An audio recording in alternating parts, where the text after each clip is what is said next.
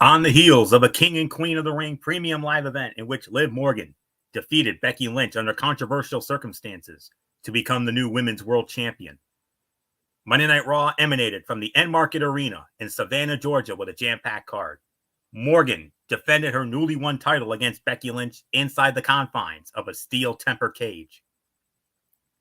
Braun Strowman continued his newfound rivalry with the Judgment Day by battling the faction's resident Funko Pop, JD McDonough, all while the flagship show laid the foundation for the upcoming Clash at the Castle pay-per-view on Saturday, June 15th from the OVO Hydro in Glasgow, Scotland. What went down? Was Morgan able to successfully retain her title? And what occurred when Drew McIntyre and World Heavyweight Champion Damian Priest shared the same arena after Papa H announced their showdown for the Glasgow, Scotland event this past Saturday at King and Queen of the Ring? Find out now with this recap of Monday Night Raw, for this is Ridiculously Raw. Hey there, welcome everybody to the most must-see show on YouTube and StreamYard.com today. It is indeed Ridiculously Raw. I am your host, Anthony Florio, joined by, as always, by good old MF Michael Fletcher, and needless to say, a very excited and happy Michael Bullock, the Phenom. And I think we all know the reason why. And spoiler alert for all of you out there, if you notice a spring in his step tonight, you're going to know exactly why in our main event here tonight. So the only thing I'm going to say right now, gentlemen, is tonight, there's only one thing that that the three of us are going to be doing on the show tonight. You know what that is? We're going to be having ourselves some big fun, in the immortal words of Claire Huxtable from a past Cosby Show episode. We having some big fun tonight, boys. Monday Night Raw review, as always. And then, in place of the Tony's Take, we will not have a Tony's Take tonight because we will incorporate the latest installment of the Rangers Roundup. As MF and I and Michael Bullock, we will review Game 3 of the Eastern Conference Finals, the New York Rangers and the Florida Panthers, that went down yesterday. And then last but not least, the latest installment of the Celtics Chat, as we will review Game 4 of the Eastern Conference Finals, the Boston Celtics and the Indiana Pacers, as the Celtics looked to put away the Indiana Pacers and complete a 4-game clean sweep to advance to the NBA Finals for the second time in 3 years. We will get into that as well. So, gentlemen, let's not waste any more time. Let's dive right on in. Of course, before we start, we want to take this moment to acknowledge and say thank you to all of our brave men and women who made this day today possible. Of course, as you all know, today was Memorial Day here in the United States. And on behalf of all of us here at Talking Wrestling, TXN Sports World, what have you, our thanks and our condolences and our prayers to all of the families and all of the men and women who put on the uniform and did what they and paid the ultimate sacrifice for our freedom. Without them, needless to say, without them, there would be no Ridiculously Raw right now. So we thank all of you out there. So with that being said, now it's time to have some big fun, gentlemen. And let's start it off with Monday Night Raw, live from the aforementioned Enmarket Arena in Savannah, Georgia. And yes, MF, before you ask me, your other favorite baseball team was there. Members of your other favorite baseball team were there, the Savannah Bananas. If you know MF is a Savannah Bananas diehard. He loves that team as much as he loves his own Bravos. No. Anthony Flayo, get it right. I'm not a Savannah Banana. I'm a party animal. I'm a part of the bad boys of Banana Land. There's only one thing that this team does, and they come out and party. That's the team. But I do respect and love the Savannah Bananas. Their show is absolutely amazing. But Flayo, you got it wrong. The reigning and defending Banana Ball World Champions, the Party Animals, that's where it's at. If that's not proof that he's a fan, tell me what is. So I thank you for the correction and the clarification. So with all that being said, let's dive on in, boys. We started it off with an in-ring segment. The new King of the Ring, Gunther, wasted little time turning his attention to one of his potential opponents at SummerSlam, World Heavyweight Champion Damian Priest. He insulted the Archer of Infamy, suggesting he is a champion defined by shortcuts, which brought the champion out. And then Drew McIntyre soon followed, taking exception to being left out of the conversation, despite him being the next challenger for Damian Priest at Clash at the Castle.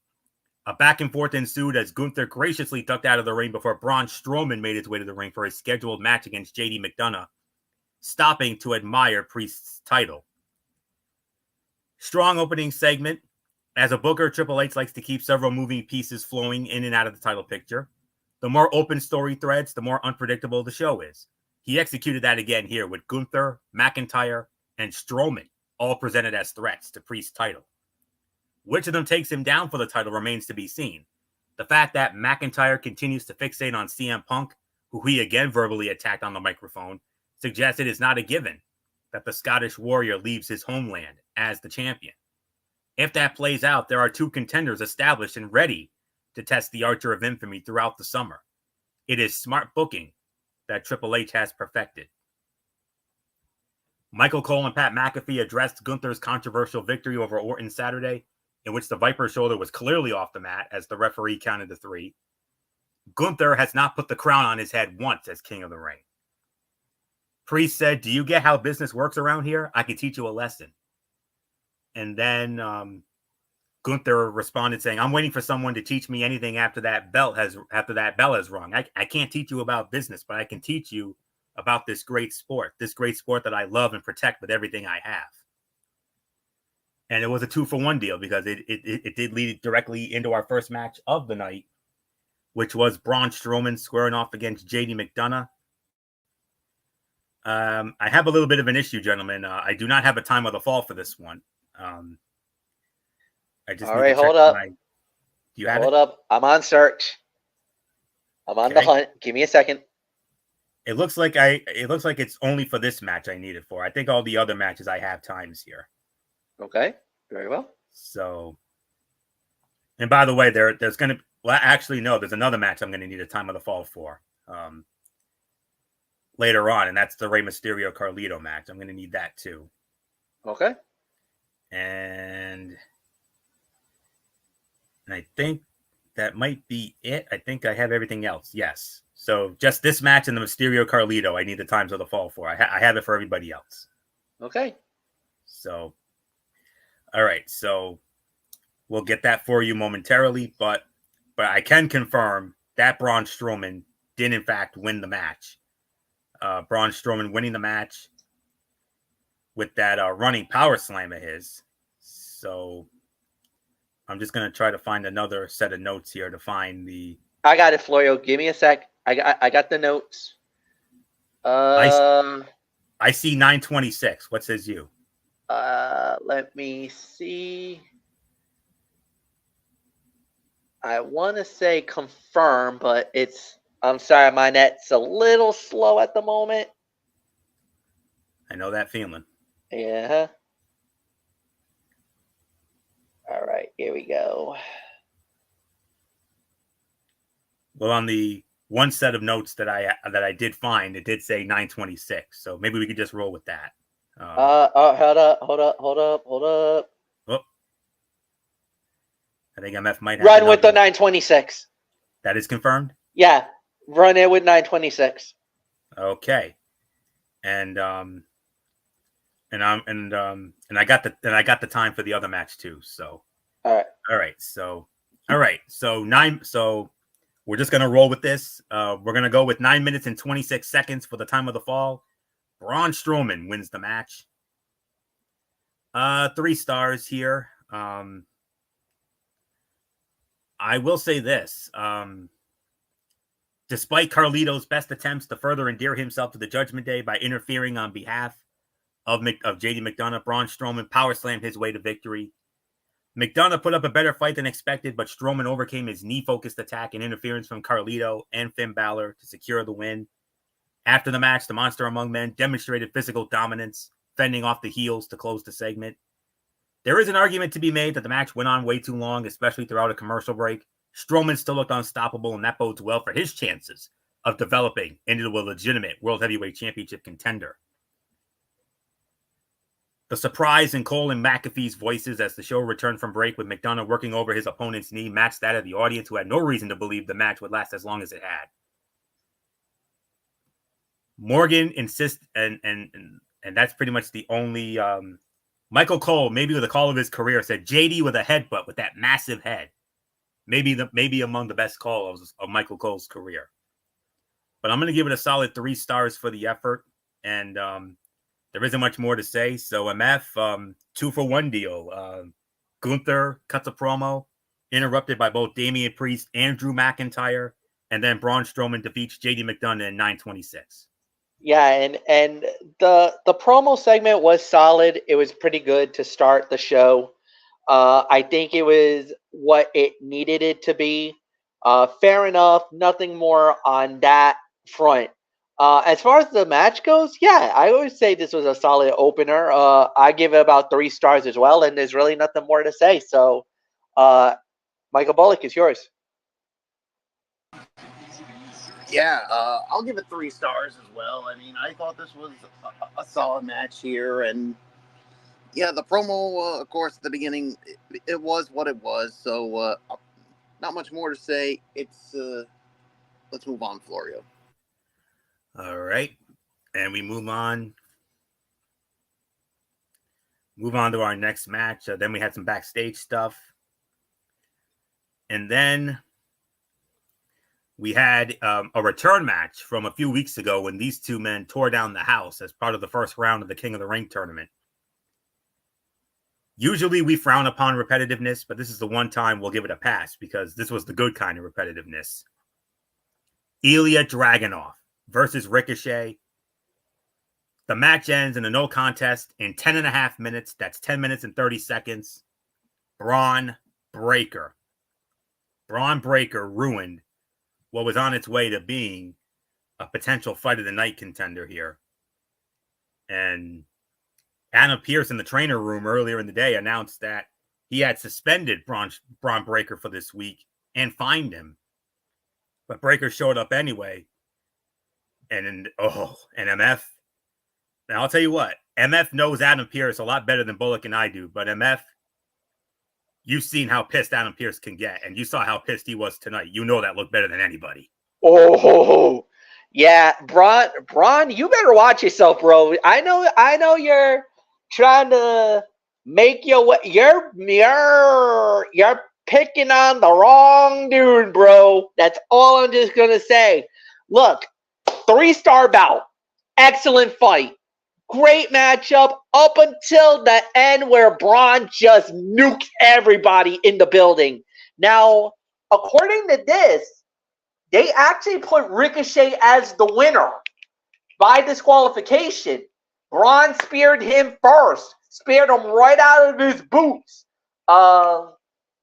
Before he did the same thing to Ilya Dragunov. But the match was amazing. This was solid for what it was worth. It was a great battle up to the end.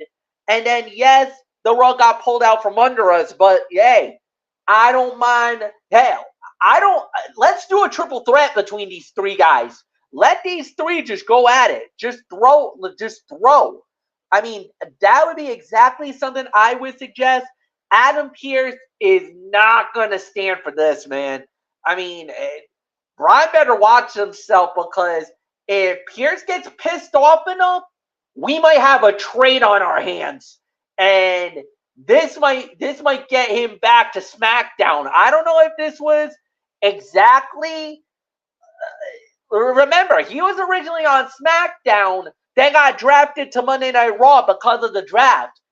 Got left out of King of the Ring, so you know Braun is pissed. Is it just something that maybe now I know I'm probably thinking a little too much into this. I might be thinking a little too much into this. But do you think maybe Nick Aldis got into the ear of Braun Breaker saying, hey, if you get drafted to Raw, why don't you cause a little havoc over there? Why don't you cause a little chaos? I would immensely enjoy that very much.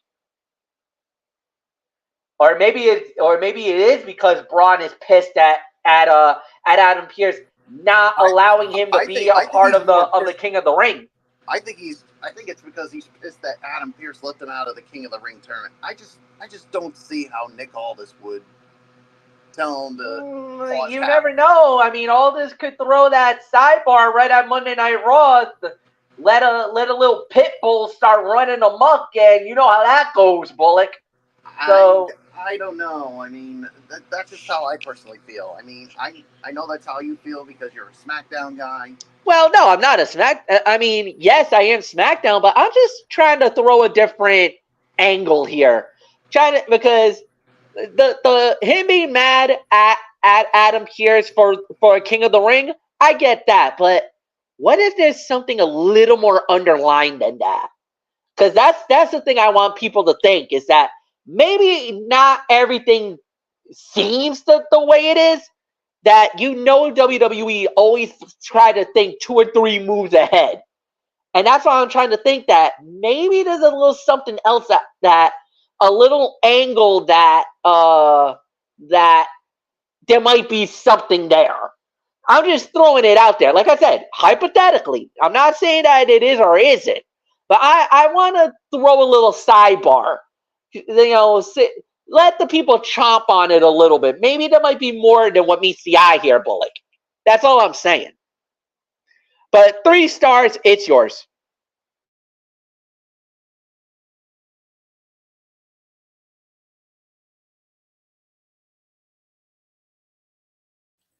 Bullock, are you there?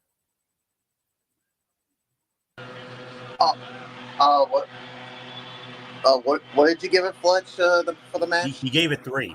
He gave it 3. Yeah, I'll give it 3 as well. I mean, at first I was thinking like the fight did get thrown out, but yeah, it was a disqualification win, so it could have been 3 1/4, 3 1/2, but I'm bumping it down to 3 because of the disqualification. So it's yours, Florio. I was gonna give it 3 1/2, but because of the ending, I'm bumping it down to 3 1/4.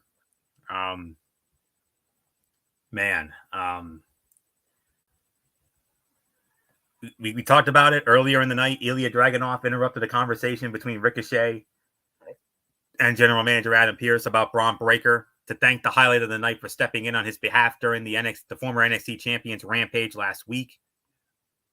Ricochet, angry and looking for competition, demanded to run it back with the Mad Dragon, and Adam Pearce made the match official. Another classic encounter between the two was unfortunately interrupted by the ruthless, unpredictable Breaker, who exploded into the ring, following a Ricochet shooting star press, and folded the reigning WWE Speed Champion up with a spear. He added another to Dragunov before Pearce confronted him. Breaker disrespectfully walked out, failing to acknowledge his superior until stopping and staring him down at the top of the aisle. The reaction for Breaker is interesting in that a portion of the audience barks along with him and appears to appreciate the unstoppable badass beating people up. The rest of the fans boo, as expected. How that reaction evolves and how Triple H and the creative team respond bears watching moving forward. Breaker continues to look like a star, though, and that is the end game. More of this, and he will be a major player on the Red brand moving forward. The presentation and creative direction will determine just how major a player he is. Dragunov attempted the H-bomb off the top rope, but ate a dropkick from Ricochet, who followed up with the recoil for a close 2 count. So that's really all there is to say on that. So let's continue on with our next match, as we had AOP. Now this could have been a nice little match here. AOP versus the Creed brothers. AOP wins the match, but it was only in 2 minutes and 45 seconds. So we're not going to waste too much time on this. I will say, Akam and Razor sent a message to the New Day, Kofi Kingston and Xavier Woods, loudly and clearly, withstanding the best the Creed brothers had to offer and scoring the impressive win. The Cross and Woods story is interesting in that there is merit to what the heel is preaching. Woods has been in New Day's background, often overshadowed either by Kofi Kingston or Big E, even as the host of Up, Up, Down, Down and a former King of the Ring. He does not have the individual accolades as an in-ring competitor, that his teammates and brothers have. Cross tapping into that in an attempt to lure him to the final testament or even manipulating him into turning on his friends is an interesting and fresh story to tell. More importantly, a feud with New Day feels like one Cross can win, which he badly needs for him and his faction to be taken seriously. So, one notable observation from me, Scarlett sent Ivy Nile into the ring steps to set up the distraction that allowed AOP to score the win. Probably give this somewhere in excess of 1 to 1.5 stars. Then we had another in-ring segment. Sheamus comes out, returning to television for the first time in 3 weeks since his opening round loss to Gunther in the King of the Ring tournament in Hartford. Sheamus wasted little time addressing the insults of Ludwig Kaiser.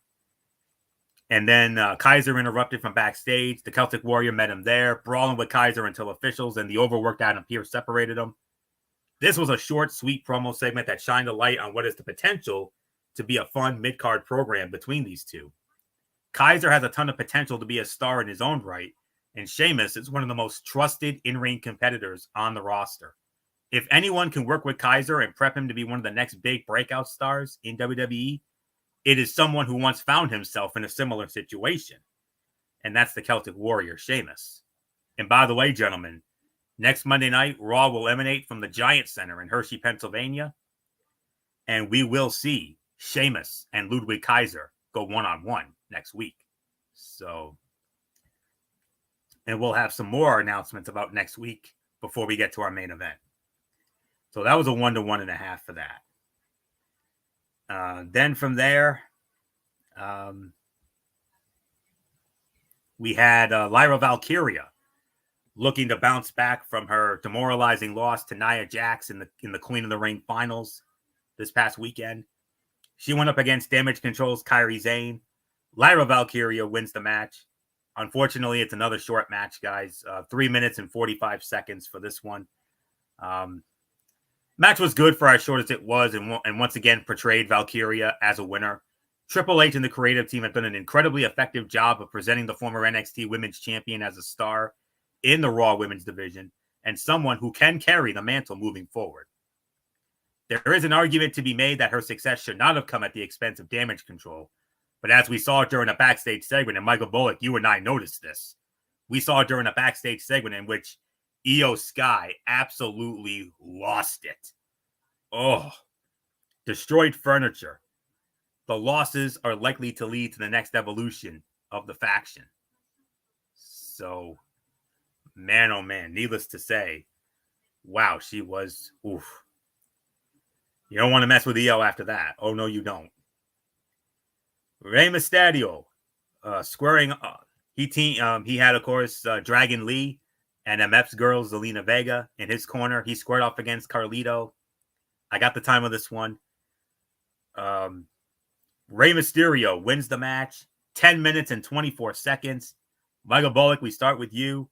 Rey Mysterio gets a measure of revenge against Carlito after all the hell that Carlito has put him and the LWO through in recent weeks. Yeah, he did get some retribution here. I'll give this about 3.25 on this one. I mean, yeah, Rey gets retribution for the things Carlito has done,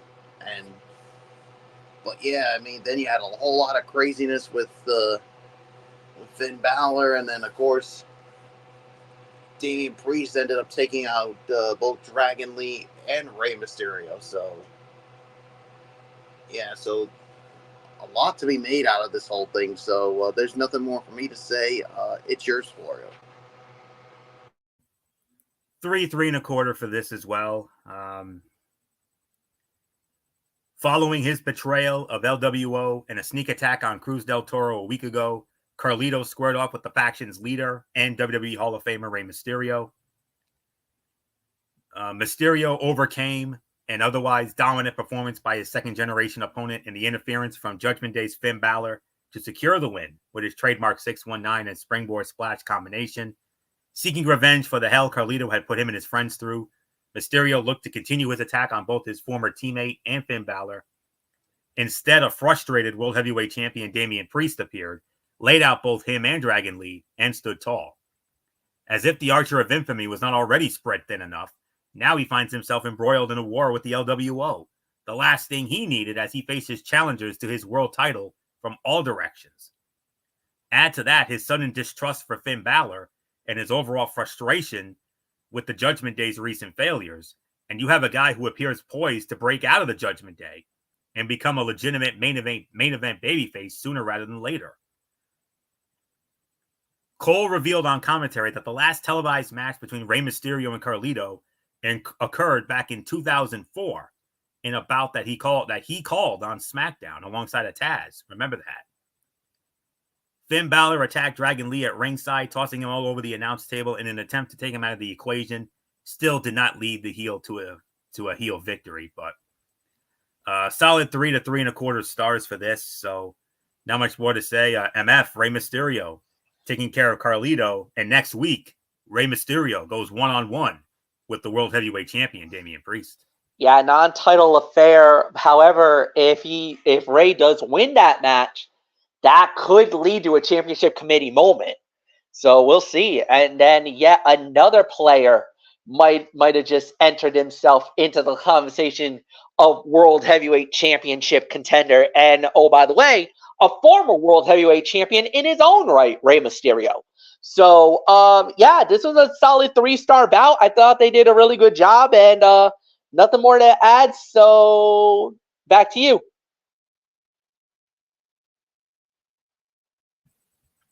All right. And we continue on here. Then we had Big Bronson Reed squaring off against Otis. Big Bronson Reed wins it in 3 minutes and 45 seconds with a tsunami. And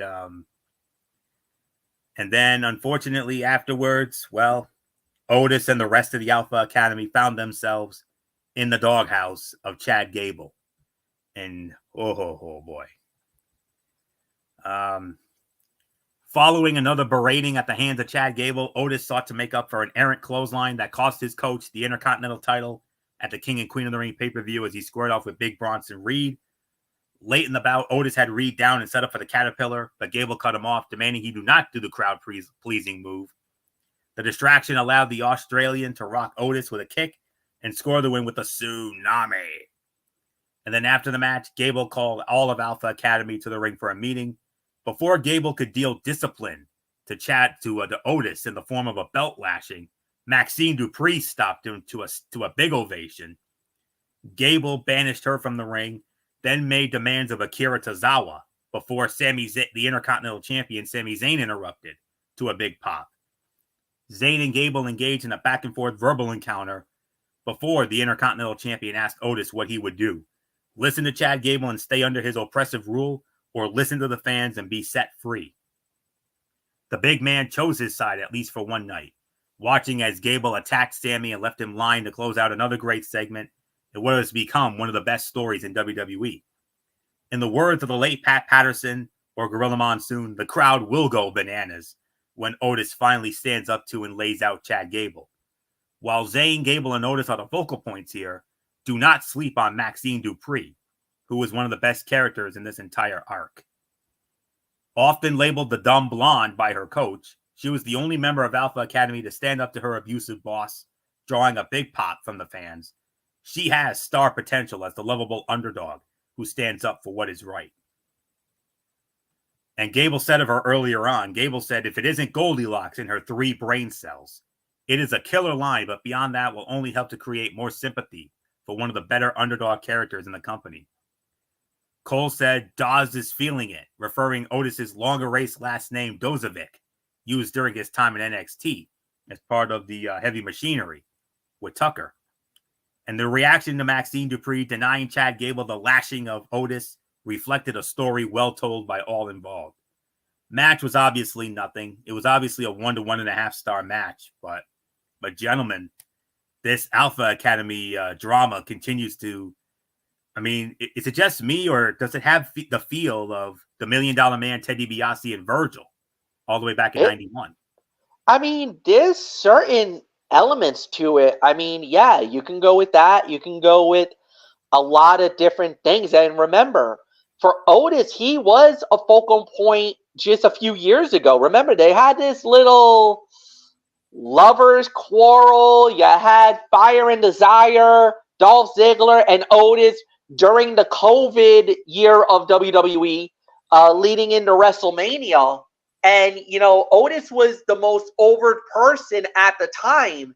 And some way, somehow, they got him back to being one of the most relevant guys in WWE.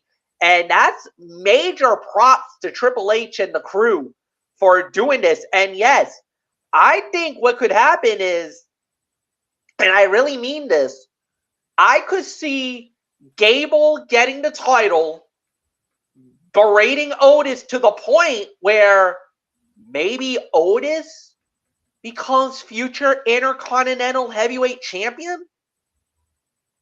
Wow. I mean, that'd be bigger than that. That'd be bigger than that failed Money in the Bank run. Yeah, because that's exactly what happened. Because of the fact that I think the reason why they never gave Otis the moment was because they were hoping to get it with the fans. And then when they realized they weren't going to get it, they basically had to double back and stall it, because Otis deserved that moment. But the thing was, there was not the fans. They didn't have the fans to bring it home. Just like for Drew McIntyre, when he won the title at WrestleMania with no fans there, it felt empty. That's why he got the moment at this year's WrestleMania. He got the moment back to win the title at WrestleMania with everything on the line. He got it. He got his moment. I believe now, once Gable gets the belt, that Otis at some point, maybe at the end of this year, but I do believe at some point, Otis is going to become the Intercontinental Champion. I got a feeling it's going to happen. I don't know when, but I got a feeling maybe by the end of the year, we're talking about Otis as the IC champion, and he's going to get his moment of glory by winning this title. So, nothing more to say. Bullock, it's yours. Yeah, I mean, those are some interesting points you make there, Fletch. I could see that happening too, but we'll just wait and see as this whole thing continues. So I really got nothing more to add to it. So it's yours, Florio. Yes, indeed, and we're gonna have to definitely keep an eye on this developing story. As the weeks and months continue to roll on here. So man, oh man, what a story indeed. So let's see where we're going now. All right. So nothing match, obviously, 1.5 for it, but that story continues to open a lot of eyes. And Sammy and Gable, hey, they're there's definitely no love lost there.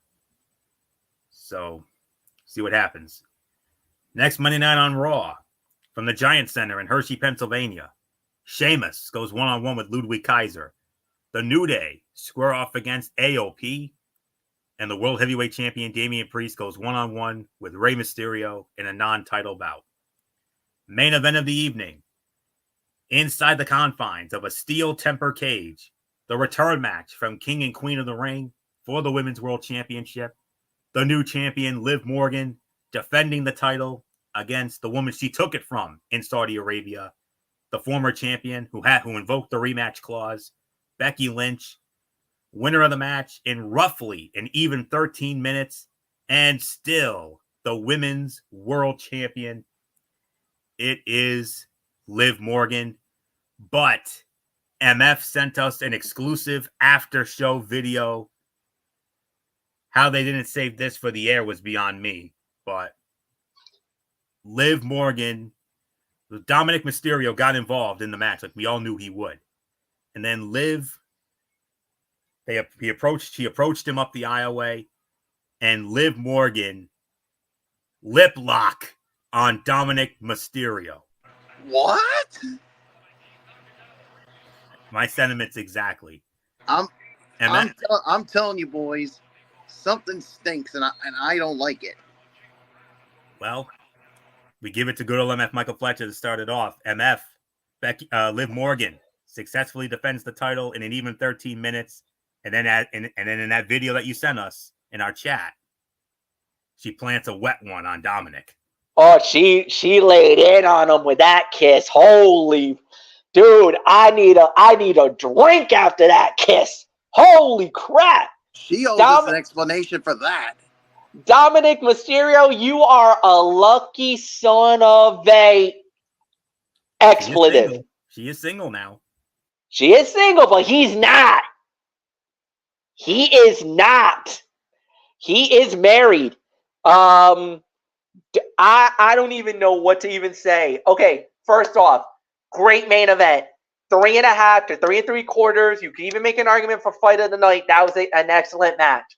The way this was laying out, it was a great battle. Great one-on-one matchup.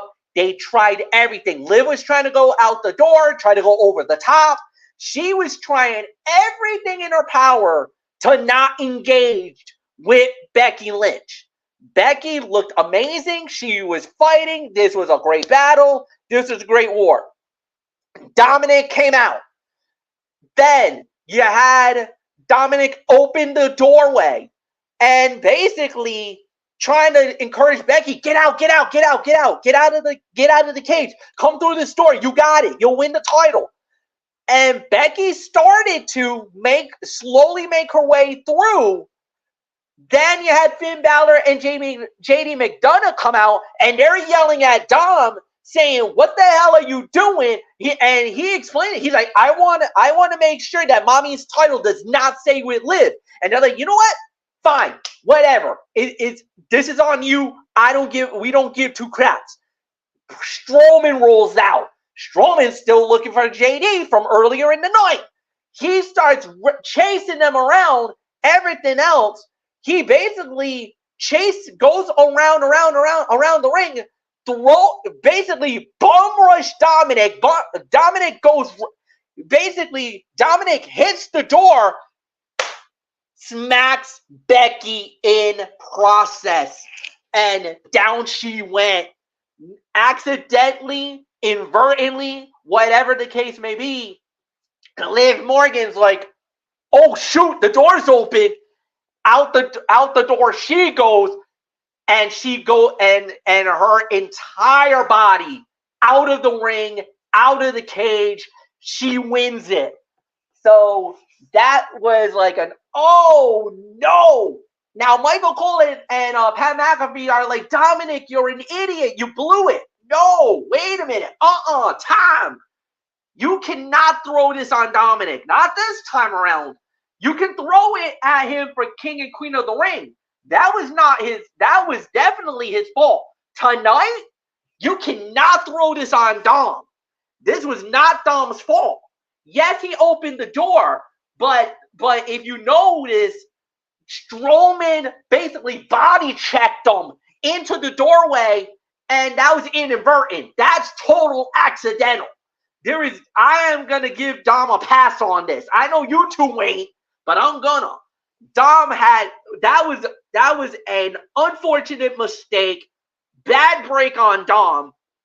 But next thing you know, caught in all the hoopla, and yes, by the way, ladies and gentlemen, Raw went off the air after the match was over. When the match was over, it showed Liv going up the rampway, and the show went off the air. USA, you are a bunch of freaking morons.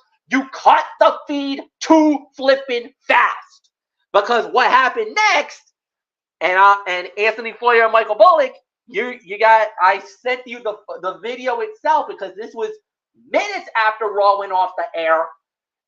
Liv Morgan looks at Dom. Dom has that smug look like you are the luckiest SOB in the freaking world and I can't stand you right now. Oh, yeah? Why don't you stand this? Boom! Kisses him. Full on lip lock make out session. I mean, I was like, this would be the moment where I'll be like, yo, get a room, you two. I would be, or I don't know what I would say. Floyer would be like, what in the world? Oh my God. If only we were still in the JR and King era, you would have lost your mind, and I would have pulled the Jerry Lawler. It's the two-tone tango, JR. I mean, like, you gotta be kidding me. What the hell? Oh, come on. What is this? But no, if this was anything, this would be me as the heel commentator. Floyer would be in a state of shock. Michael Bullock probably would have been grossed out at himself, saying, what is the meaning of that? And I'll be like, it's a loving thing. Well, anyway, but I don't know if it's a loving thing or anything else, or if she was just too happy for the moment to know that Dom basically, once again, second night in a row, inadvertently cost Becky Lynch the World Women's title, and she is still the World Women's Champion. 3.5 to 3 3/4. You can say fight of the night. Man, I don't know what to even say after that match. That's the $1 million question is, where do we go from here after that? Good Lord. Michael Bullock, it is all yours. You want to know? You want to know where we should go afterwards? I think it's Liv Morgan. You got some more explained to do, girl, because it's like, okay, what the heck are you doing kissing Dominic? I mean, but again, Fletch. Spur of the moment. I mean, yeah. I'm trying to think about this myself as much as you are right now. But again, like I said at the beginning, something stinks and I don't like it. I mean, yes, though, Dominic he didn't like it, but the thing is, did he really not like it? Or is there a lot more to this than meets the eye? I'm going to say this right now, and I don't know how you guys are going to feel. I think eventually, somewhere down the line, Liv's joining the Judgment Day, and I think they're going to kick Mommy to the curb. So I don't know. I mean, I not only do I think Mommy could get kicked to the curb, I think Damian Priest might get kicked to the curb too, because Priest, Priest is the only one. Can somebody please get to Damian Priest's social media to try to get his reaction to this? Because I need to know. Because he was saying the same thing about how how there was some explaining that needs to be done.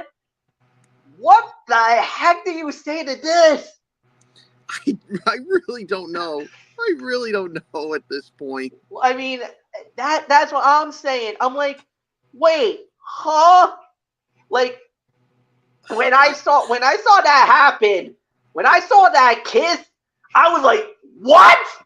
Boom! I immediately was looking for the share page to send it to you and Floyer to say, get a load of this. And can you imagine what Rhea must be thinking right now? Oh my gosh, she must be spitting kittens right now.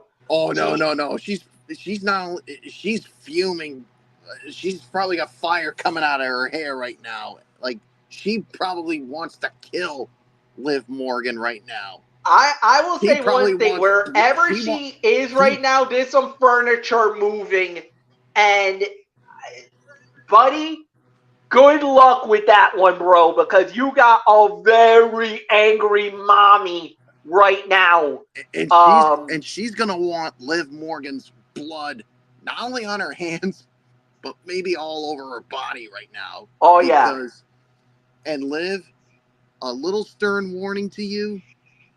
I would not want you to be near anywhere where Rhea is right now, because she is going to come for you.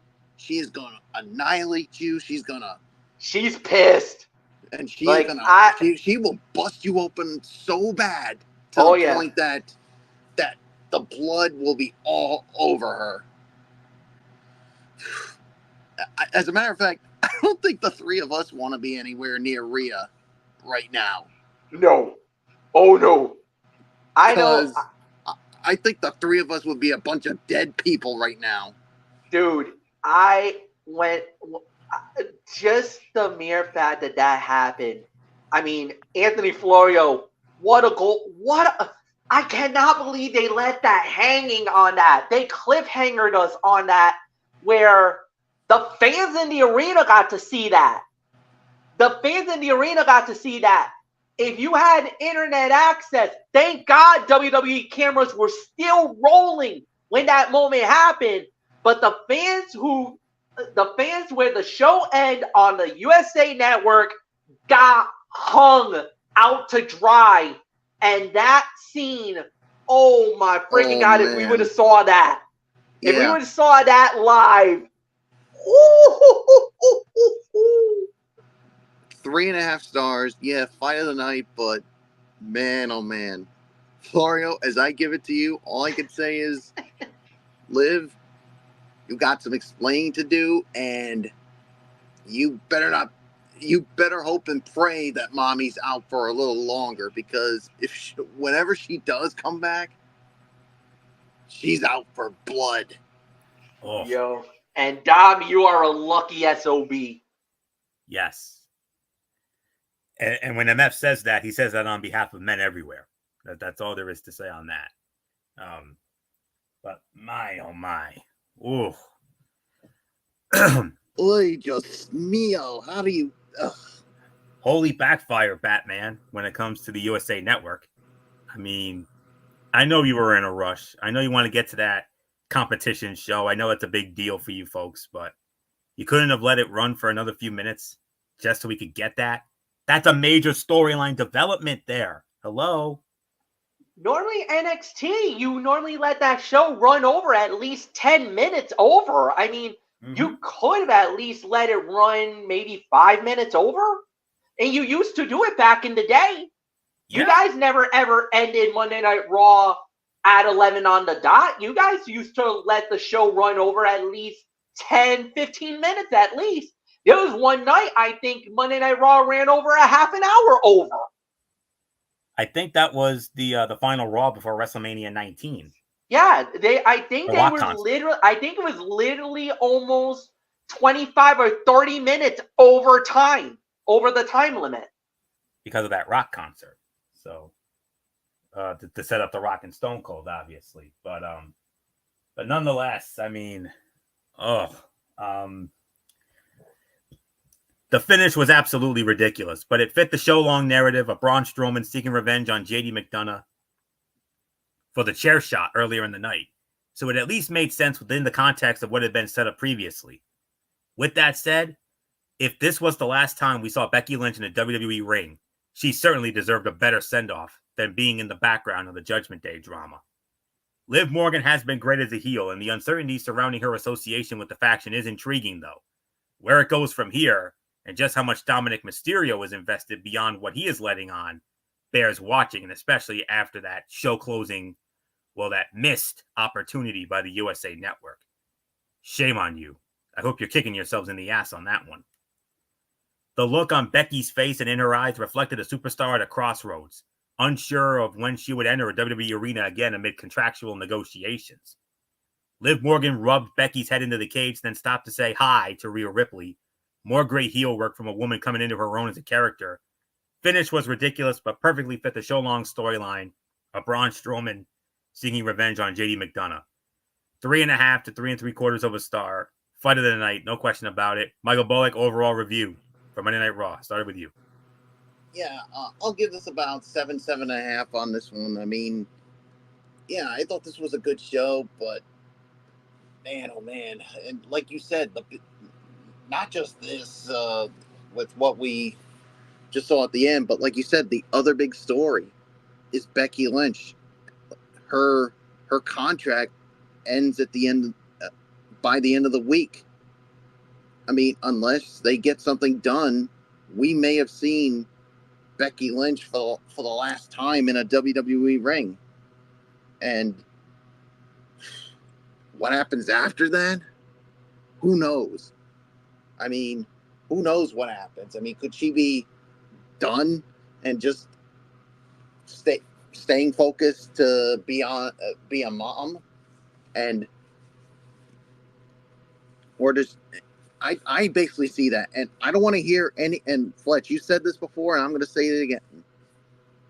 I don't want to hear any AEW marks coming out and saying, "Oh, they need to go after Becky Lynch," because to me, she is so WWE. Because remember, her husband is Seth freaking Rollins right now. You really think? Come on, guys. Do you really it makes sense for her to go to another company when her husband is still in WWE right now? Does it make any sense at all? No. Absolutely not. So if I hear any AEW mark trying to start that crap, I will come after them big time. It's yours, Florio. 7.5. Tonight's show is all about stories. Some were wrapped up, others were introduced, and some were advanced or intensified. Becky Lynch's story in WWE may very well have ended, as she alluded to in her backstage vignette with Lyra Valkyria when she insinuated that she could be walking away. Her fellow Irish woman, the competitor who defeated her for the NXT Women's Championship last October at Halloween Havoc, has a story just beginning as Valkyria continued to roll en route to stardom on the main roster. The Judgment Day and the turmoil surrounding it, including Damian Priest's many issues with potential challengers and his teammates, is the clear overarching storyline, while the Alpha Academy drama might be the best and most engaging in the company. Sprinkle in Karrion Kross's pursuit of Xavier Woods, Braun Breaker's path of rage, Gunther's rise to the top of the card, and the long-running issues between Drew McIntyre and CM Punk, and you have a show that is brimming with storylines. How Papa H continues to tell them, as well as the payoffs, will ultimately determine how effective this run for the Red brand is. Everyone has something to do. There are stories playing out in the background of backstage vignettes for those paying close attention, and we still have Uncle Howdy and the Wyatt Six incoming, supposedly on June 17th. There is plenty to be excited about on Monday nights, even if the in-ring was weaker this week than usual. 7.5 out of 10. MF, I'm hopeful that you also have your Ranger notes ready to go, because we're going to be heading into the Ranger Roundup as soon as you finish your overall review. So with that, I'm going to turn it over to good old MF Michael Fletcher for not only his overall thoughts on tonight's show, but also the latest installment of the Ranger Roundup. And this is where the big fun is going to begin. MF, it's all yours. Yeah, first off, just to get it out of the way, I got 7 to 7.5 as well. Total agreement with everything you guys have said up to this point. This was wild. This was an interesting Monday Night Raw, to say the very least. And there's really nothing more to add. So yes, here we go. Ranger Roundup, Game 3 of the Eastern Conference Final between the New York Rangers and the Florida Panthers. It goes to Sunrise, Florida. Change of scenery, and here we go. Started off in the first period. It started off very fast.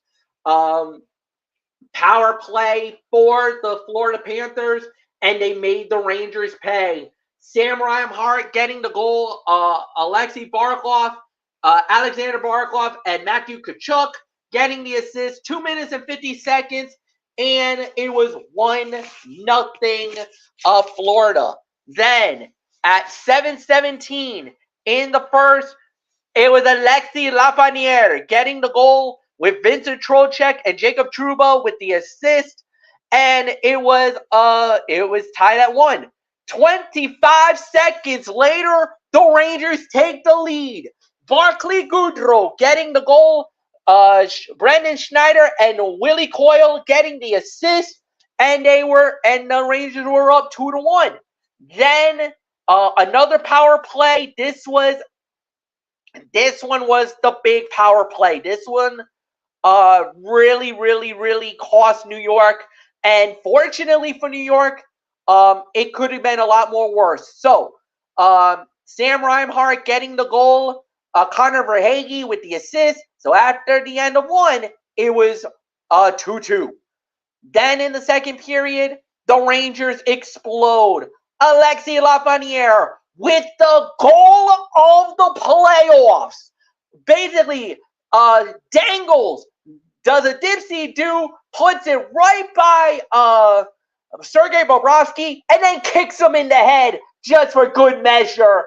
Bobrovsky, down he goes, but the puck was already in the net by the time that happened. 3-2 Rangers, and then a power play for Florida. They were on the power play, and the next thing you know, the Rangers did it again.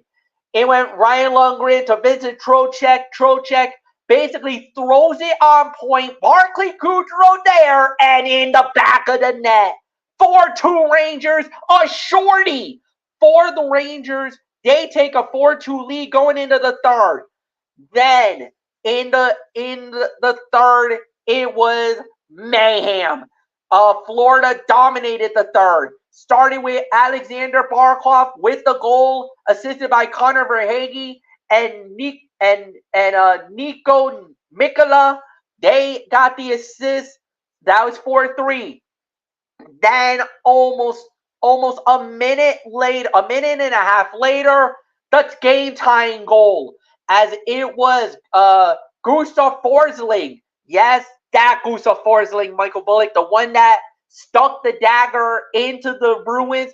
He stucks it to the Rangers with Matthew Tkachuk and Evan Rodriguez with the assist, and that sent us to overtime.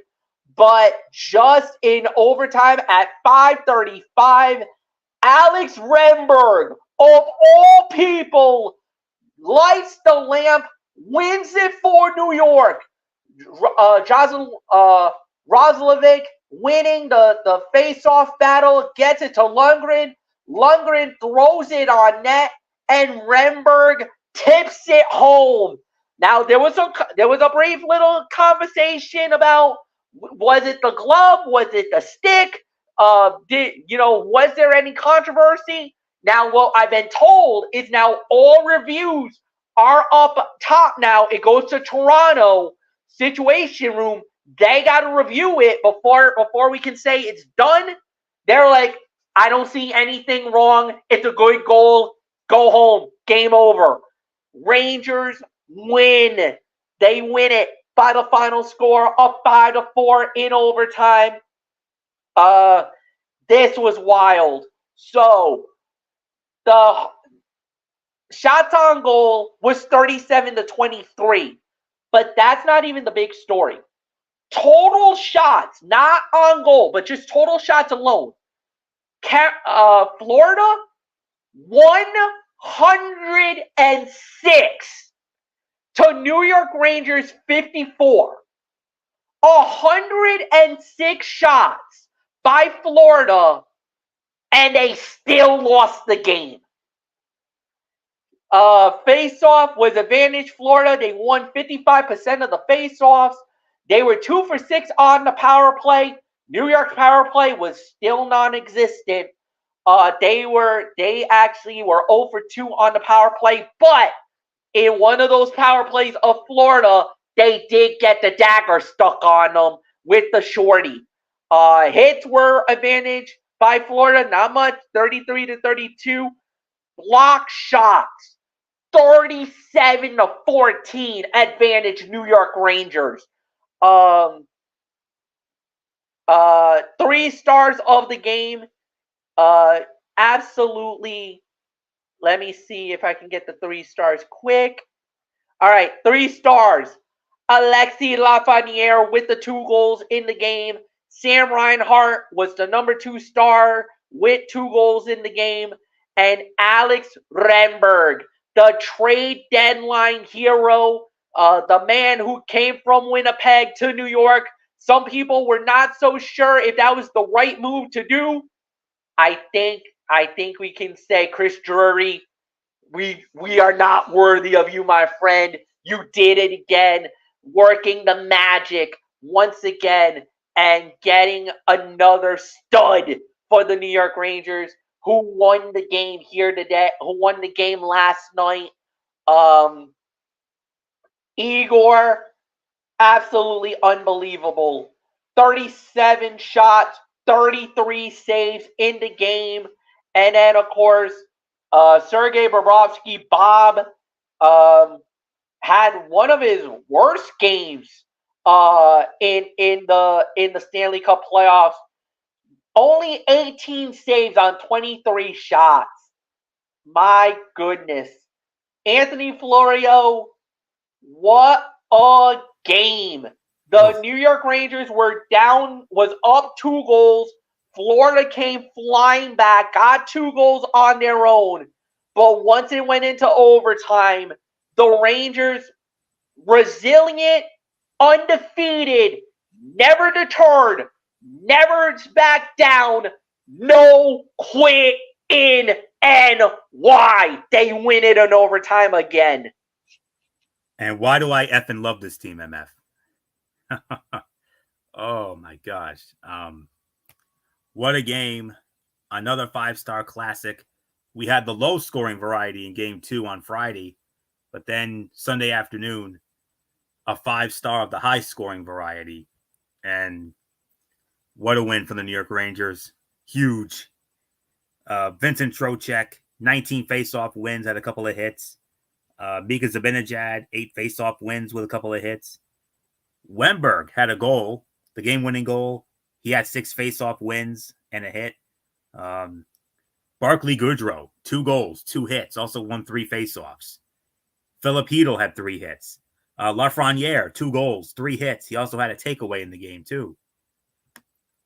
Cooley had a couple of hits. And Gustafsson with 3 hits. Braden Schneider had an assist. He also had 4 hits on the day.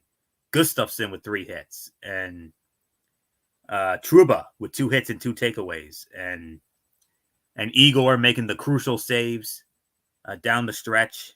And for the Florida Panthers, of course, Barkov once again, 14 faceoff wins, a goal and an assist with a takeaway. Lundell with 9 faceoff wins, 2 hits and a takeaway. Rodriguez with 8 faceoff wins and a couple hits. Stenlund, 6 faceoff wins and 2 hits of his own. Luosterainen, 2 hits and 5 faceoff wins. Reinhart, 2 goals, 3 assists, 3 hits, 3 takeaways, 3 faceoff wins. Reinhart, a huge game. And Bennett with 5 hits, also had a faceoff win. Mikkola with an assist, 4 hits. Forsling, a goal, 2 takeaways and a hit. And Bob got lit up, and huge win for the New York Rangers. Up 2-1 with game 4 coming up later tonight.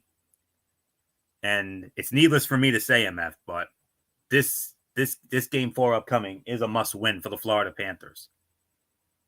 Because if the Rangers win this game, and the last thing Florida does not want to go back to Madison Square Garden down 3-1, because they'll be they're going to be in big time trouble if they fall behind 3-1 heading back to New York. But definitely a must win here for Florida. So that's really all I can say on it. Great win for the New York Rangers. Another gutsy, no quit in NY win, and 2 down and 2 to go to the Prince of Wales Trophy. And game 4 will be very, very, very telling. Florida wins, we have an even series, and it becomes a best of 3. If the Rangers win, oh boy, that's all I'm going to say. So game 4, simply put, must win for Florida. That's it. So Michael Bullock, if you have a quick thought, feel free. Or if not, then we'll get into, I know what you've been chopping at the bits for the last hour or so. Yeah, I mean, what can you say? Another really good. The Rangers with another hard fought win, and yeah, I mean, it took overtime, but somehow they got the job done. And you said now if the Rangers can win the next game, it's going to be very tough for the Florida Panthers. I mean, down 3-1 going to the back to Madison Square Garden. Yeah, that's not going to be easy. So, nothing more to say. So, Florio, as I toss it to you, well, You ready? we get to the good stuff now. This is what Bullock has been waiting for ever since we started here tonight. We sift our gears from the Rangers roundup to perhaps the biggest Celtics chat so far of this playoff year. Game 4 of the Eastern Conference Finals. The Boston Celtics and the Indiana Pacers. Celtics were up 3-0 with a chance to close it out in a clean sweep and advance to the NBA Finals. And here we go. Derek White stood stoically at midcourt as his teammates celebrated tonight. He saw Jason Tatum toss the ball high into the air, Al Horford run toward the coaching staff, and looking for his son long before Jaylen Brown hoisted the Eastern Conference Finals, the Larry Bird Eastern Conference Finals MVP trophy. Even Coach Joe Mazzulla shared the moment with his wife. White, seemed ready to get back to work after making the tie-breaking three-pointer with 43 seconds left, giving the Boston Celtics a 105-102 victory and their second trip to the NBA Finals in the last 3 years with a clean 4-0 sweep over the Indiana Pacers. White scored just 16 points and made just 1 of 8 threes before making the decisive shot from the corner. Until then, he seemed to have taken a backseat to Jaylen Brown and Jason Tatum, who had 26 points, 13 rebounds, and 8 assists, Jrue Holiday, and even Al Horford. But when the Celtics needed a basket to chase the 18th NBA title in franchise history, the poised White delivered with a shot that will be remembered forever in Boston. The Celtics will now face either the Dallas Mavericks or the Minnesota Timberwolves, who meet in Game 4 of their series tomorrow night. Mavericks have a 3-0 lead in that best-of-7 series. Boston's victory came exactly 1 year after Derek White's tip-in rallied the Celtics from a 3-0 deficit to tie the Eastern Conference Finals against the Miami Heat, only to lose Game 7 at home. This year, they have won 7 straight playoff games and are 6-0 on the road and 3-0 in elimination games. But boy, howdy, man. What a game, what a win. And let's get into the box score here. We'll run down the numbers and then we'll get to Bullock. Jaylen Brown led the way, 29 points, 6 rebounds. Jason Tatum, double-double, 26 points, 13 rebounds. 2 assists shy of a triple-double. He had 8 assists as well. Jrue Holiday, 17 points, 9 rebounds, almost had a double-double of his own. Derek White, 16 points, 5 steals, 4 assists, 4 rebounds, 3 blocks. Al Horford, 7 points, 8 rebounds, 5 assists. Sam Hauser and Peyton Pritchard, 5 points each off the bench. For the Pacers, it was Andrew Nembhard who had a double-double, 24 points, 10 assists. Pascal Siakam had a double-double, 19 points and 10 rebounds. Nesmith, 14 points and 6 rebounds. Turner, 8 points and 4 rebounds. Ben Shepherd in place of the injured Tyrese Halliburton, 3 points, 3 rebounds. TJ McConnell, another big game off the bench for him, 15 points, 5 rebounds, 4 assists. Obi Toppin, 12 points, 7 rebounds. And we go to the team numbers. Pacers shot 46% from the field. Boston just about 45%. The over-reliance on the 3-point shooting continues. Indiana was 10 of 29 for 34.5%. Boston was 14 out of 44 for almost 32%. Boston 11 of 14 from the free throw line, about 79%. Indy was 12 of 16 for 75%. Offensive rebounds, 13-12 Indiana. Defensive rebounds, 34-32 Indiana. Overall, 47-44 Indiana. Indiana had 24 assists, Boston 22. Boston had 10 steals, Indiana 5. Boston 6 blocks, Indiana 4. Celtics committed 13 turnovers. Pacers committed 14 turnovers. 15-14 the fast break points in favor of Indy. 48-46 points in the paint for Boston. Boston committed 18 fouls. Indiana committed 19 fouls. Each team got called for a technical foul. Boston's largest lead was 8. Indiana's largest lead was 9. But at the end of the day, the Boston Celtics hold on and win. They come from behind again and defeat the Indiana Pacers 105-102. They win the series 4-0. And for the second time in the last 3 years, and the 23rd time in franchise history, the Boston Celtics are going to the NBA Finals. And it all starts on Thursday night, June 6th. We now know games 1 and 2, and if necessary 5, and if necessary 7, will all take place on the parquet floor of the TD Garden in Boston, Massachusetts. Games 3 and 4, and if necessary 6. Right now, it's very likely looking like American Airlines Center in Dallas, Texas. Also would have been the Target Center in Minneapolis, Minnesota. But we're definitely looking at a Mavs Celtics finals now, and that could come as early as tomorrow, as Dallas looks to close out Minnesota in a clean sweep of their own at American Airlines Center tomorrow night. So, not much more to say except Michael Bullock, you've waited long enough. I'm going to bring you on in now. I'd like to get a thought from MF after, but this is your moment, my friend. Second time in the last 3 years, and the 23rd time in the storied franchise history, your Boston Celtics are once again NBA Finals bound. How you doing?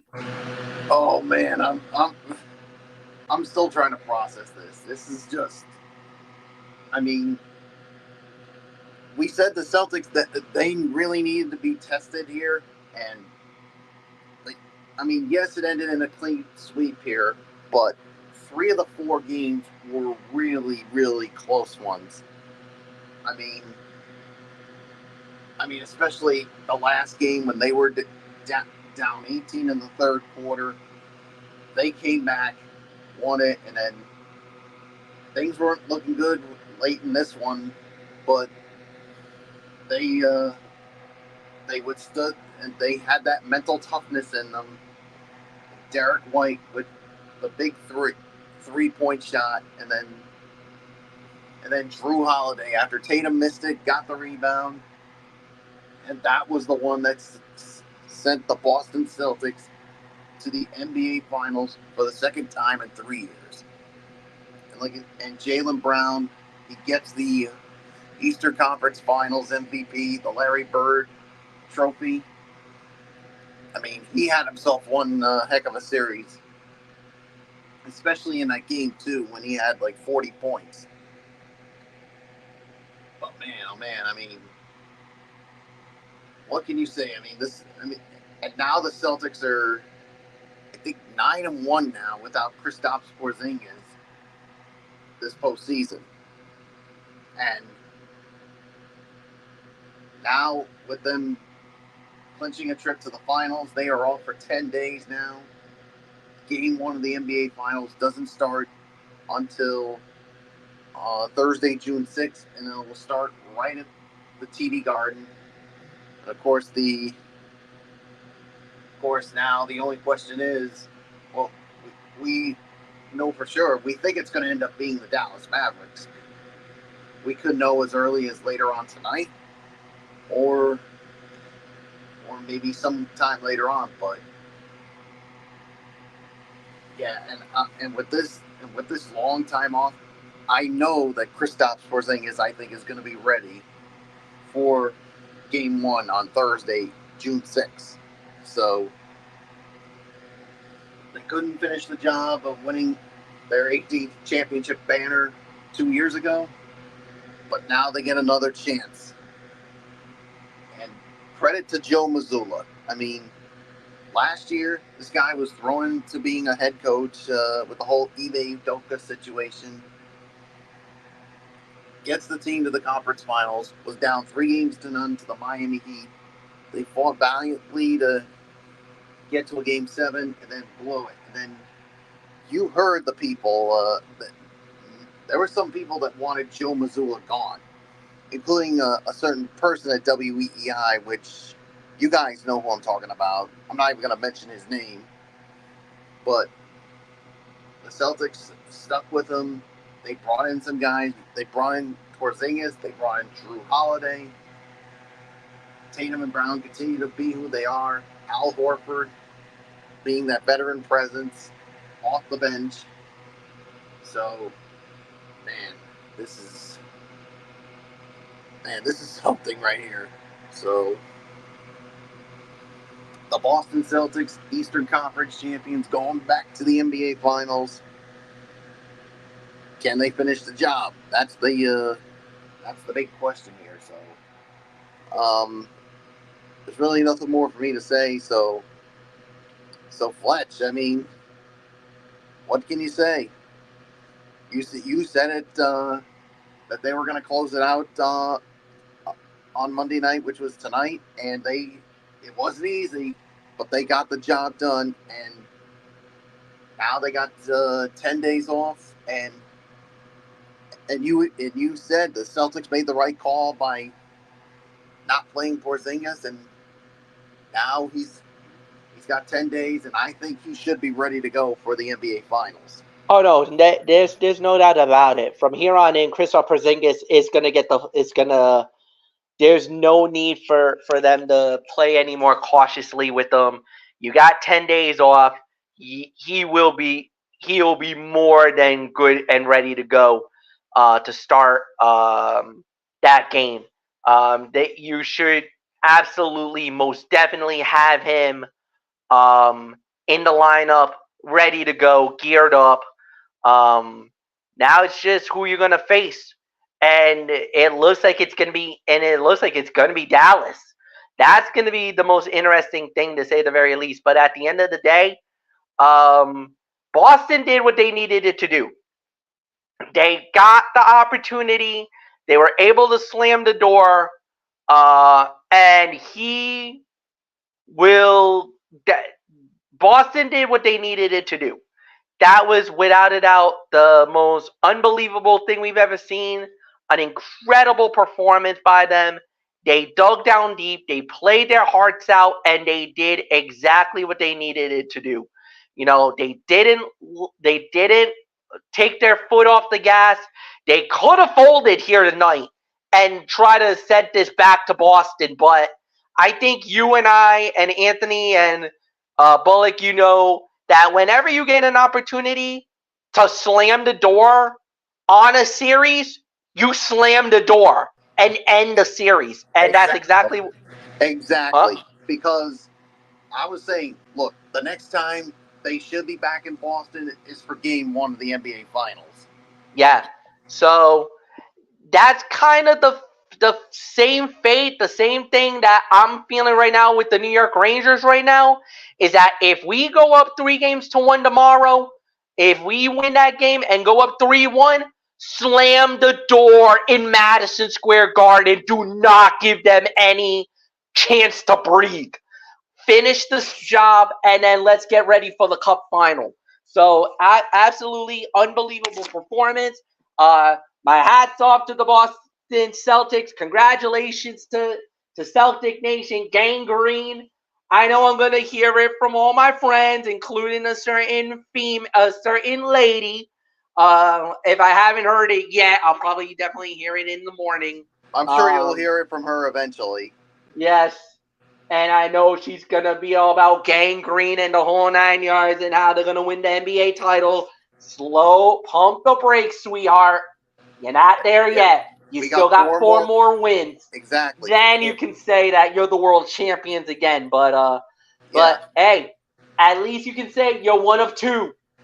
18 is definitely in reach now. There's the light at the end of the tunnel. You can't see it, but somewhere at that tunnel, the Larry O'Brien trophy is ready to be captured, and Boston can say we're 4 miles away from getting that trophy. So only one or two teams can say that. Boston's one of them. So congratulations to the Eastern Conference champions, Boston Celtics. Anthony Florio, it is all yours, my friend. And like would say, Florio, the Celtics chat for the second time in 3 years will be extended into the NBA Finals. Indeed, it will. Indeed, it will. And gentlemen, how fitting. I mean, unfortunately, we did have a sad moment today, as it was announced, as MF noted in our TXN Sports World chat, that the great Bill Walton lost his battle with cancer. He passed away today at the age of 71. I think it was needless to say this win was for Bill Walton tonight. Oh, yeah. Absolutely. Bill Walton was a member of the 1986 NBA World Champion Boston Celtics, the 85-86 NBA World Champion Boston Celtics squad, just to throw a little context in there. But he also was an NBA World Champion with the Portland Trailblazers way back in 1970, in 69-70 season. Actually, it was 76-77. Oh, 76-77. I'm sorry. But I'm sure somewhere right now, Bill Walton must be smiling knowing that the Celtics are once again heading to the NBA Finals. He was 71 years old, and he won 2 national championships as part of that national championship powerhouse team of the UCLA Bruins in the 70s, and now he's going to be reunited in heaven with his coach John Wooden. So, and they're gonna have some fun up there, no question about that. And 2 NBA championships in 1977 with Portland, in 1986 with Boston. Great player in his college and pro days. Also a great broadcaster, mainly on ESPN. He was a color commentator for 5 NBA finals. He also did some college work beginning in 2012. And it's needless to say that this win tonight by the Boston Celtics was for one of their own, the great Bill Walton, who passed away at the age of 71 after losing his fight with cancer. So on behalf of all of us here at Talking Wrestling TXN and TXN Sports World, to the great Bill Walton, we simply say, sir, thank you for the memories. Thank you for the inspiration. And most of all, thank you for being yourself. Not just being a great player, but also an equally fun broadcaster. And just an all-around fun guy. And we enjoyed you. We love you, my friend. And Godspeed, sir. So with that will put the bow on this very exciting and big fun edition of Ridiculously Raw. We want to thank you all so very much for tuning in, as always. We will be back with you Wednesday night, and we got a loaded show tomorrow night. Or I should say Wednesday night, rather, as we will have Wednesday Night Madness. MF will have it, Braves Fan 95, at 10:30 or so. Man alive. We got the AEW Double or Nothing pay-per-view. We got NXT. We got AEW Dynamite. And time permitting, we will also have the Game 4 edition of the Ranger Roundup. Not sure about the future content just yet, but that's the only thing we do have right now. We have to wait and see how certain events play out before we can rule on the future content for the rest of the week. But Wednesday, for sure. So we'll figure it out after that. But for right now, it will be Wednesday night for Wednesday Night Madness with MF on Braves Fan 95. So that'll be on Wednesday night. And with that, that'll put the bow on this. So until then, it's Anthony Florio here for Good Old MF Michael Fletcher, and for the Eastern Conference champion, Phenom Michael Bullock. And of course, in spirit, the one and only First Lady of our show, the one and only Twisted Angel, Didi Woodson. You know the routine, everybody. Thumbs up. Talk to you later. Yeah, throw it up, Fortune 4 style. Bye for now, my friends. God bless. Be good to each other. Have a blessed couple of days. And until Wednesday night, for Wednesday Night Madness, you've been watching Ridiculously Raw right here on the Tone 25 on YouTube and StreamYard.com.